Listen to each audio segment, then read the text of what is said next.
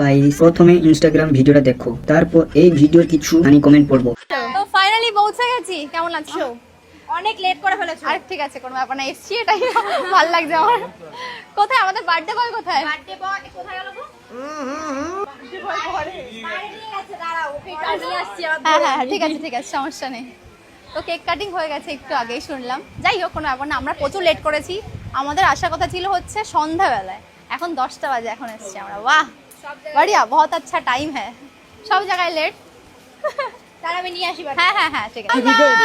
Finally আমরা birthday বয়কে পেয়ে গেছি।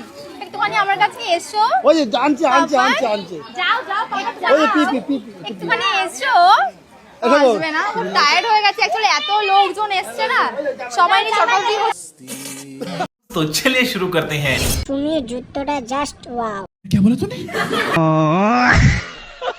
মডেলকে দেখে কিউট বাচ্চাটাও কোলে এলো না। একটুখানি এসো। তুমি দি কোথায় কি ড্রেস পরে যেতে হয় সেন্স নেই, সব জায়গায় বার ভাবো। Yes.